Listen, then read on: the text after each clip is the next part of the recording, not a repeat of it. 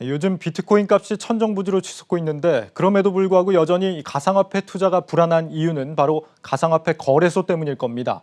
가상화폐 자체는 블록체인 기술이 적용돼 안전할지 모르겠지만 이 거래소는 여전히 제도권으로 편입되지 못하면서 상장 심사나 운영 과정 전반에서 불신이 상당합니다. 특히 최근 일부 거래소가 이른바 셀프 상장을 통해 무려 1,000억 원이 넘는 시세 차익을 거두면서 논란이 일고 있습니다. 먼저 정호진 기자입니다. 가상자산 거래소 업비트를 운영하는 두나무의 자회사 두나무앤파트너스는 지난달 보유하고 있던 암호화폐 루나 2천만 개를 전량 매도했다고 공시했습니다.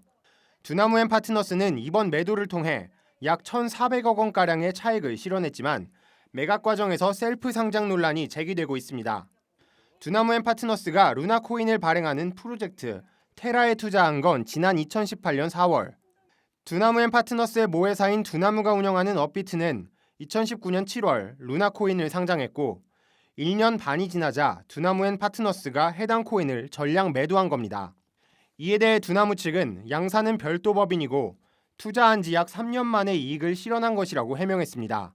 하지만 거래소 상장 여부에 따라 가상자산의 가치가 달라지는데 직접 또는 자회사를 통해 투자한 가상자산을 자신의 거래소에 상장시키고 차익을 남기는 과정에서 셀프 상장 논란을 피하기 힘들다는 지적이 나옵니다. 특히 엄격한 심사 없이 거래소 상장이 이뤄졌다면 특혜 상장 논란에서도 자유롭기 힘듭니다. 문제는 국내법상 이 같은 셀프 상장을 규제할 마땅한 제도가 마련돼 있지 않다는 점입니다. 그럼 법적으로 규제할 근거는 없는 거죠. 왜냐하면 이거를 법적인 그 시큐리티코인을 우리 그 자본시장법 내로 갖고 들어오지 않았기 때문에 이게 만약에 자본시장법의 규제를 받고 있으면 벌써 조사 들어갔겠죠.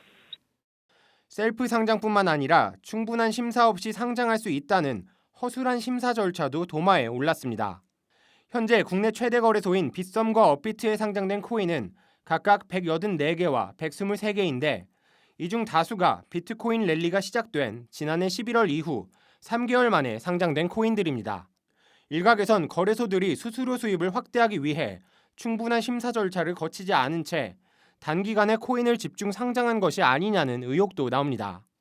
거래소에 상장한 지 불과 1년여 만에 상장 폐지되는 코인이 적지 않다는 점도 문제로 지적됩니다. 거래소 입장에서는 거래량이 좀 나올 것 같은 그런 프로젝트들을 그냥 불시에 상장하는 경우가 빈번하게 또 있고요. 그리고 반대로 기술력이 좋고 이런 또 기업들이 이제 그런 프로젝트들이 거래소에 상장이 잘 안 되고 하는 그런 경우도 있고 그래요. 전문가들은 깜깜이 심사 의혹을 해소하려면 보다 투명한 심사가 이뤄질 수 있도록 제도적 뒷받침이 마련돼야 한다고 지적합니다.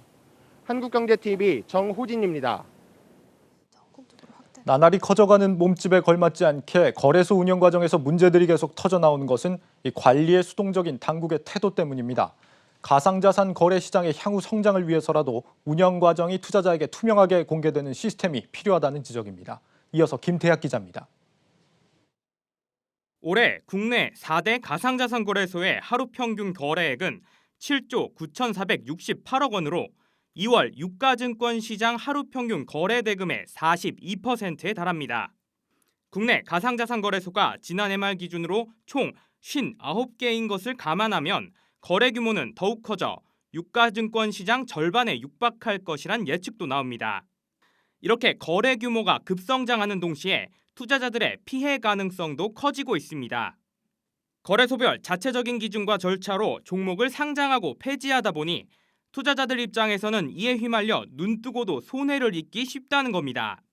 이달 말 시행을 앞둔 특금법도 불법 자금 세탁에만 초점이 맞춰져 있어 소비자 보호나 상장에 대해서 다루지 않고 있는 상황. 결국 금융당국에서 전향적으로 태도를 바꿔 적절한 체계를 제시해야 한다는 목소리가 높아지고 있습니다. 또 ICO를 금지한 마당에서 적극적으로 금융당국이 나서기가 어려울 거라고 봅니다. 엄연한 현실을 또 무시해서는 안 된다. 가상자산에 대한 개념 정의, 그리고 상장에 관련된 절차, 그리고 상장 전후 투자자 보호장치, 특히 공시를 어떻게 투명하게 할 것인가, 이런 부분들을 반영한 가이드라인이 필요하다고 보고, 업계와 투자자들의 의견을 반영해 이주환 국민의힘 의원은 1월 가상자산 사업자의 시세 조정 등 불공정 거래 행위를 금지하는 내용을 포함한 특금법 개정안을 발의했습니다. 다만 시장이 자리 잡고 있는 상황인 만큼 여전히 문제가 발생할 가능성은 남아있다고 설명합니다. 입법이 한 번 됐다고 해서 이게 모든 시장이 안정화되는 것도 아니고 이 가상자산이란 게 투자자들의 신뢰를 회복하고 이 분야가 발전하기 위해서는 이 서로의 공동적인 노력이 필요하고 거래소가 어떻게 보면 이 투기 세력이나 뭐 허위 조종 세력이 돼서는 안 되고 이 가상자산을 취급하고 관여하고 하는 모든 분들이 이 분야의 발전을 원한다면 이 입법한 이 법의 취지대로 기초해서 좀 불공정 거래 행위를 갖다가 자체적으로 이렇게 좀 막을 수 있는 방법도 좀 하고. 실제 업계 내부에서도 가상자산 산업의 대표격인 거래소에서 문제가 계속되면 산업 전체에 부정적 영향을 줄 것이라는 우려의 목소리도 나오고 있습니다. 업계 관계자들은 가상자산의 경우 거래소에 대한 투자자들의 의존도가 높기 때문에 공시제도 개선을 통해 거래소 운영을 투명화해야 한다고 지적합니다.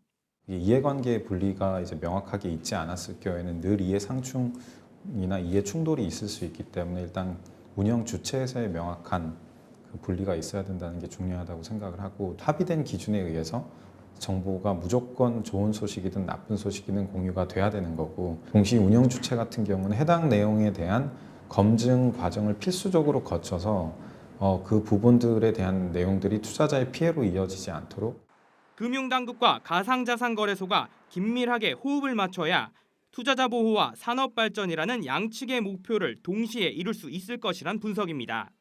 한국경제TV 김태학입니다.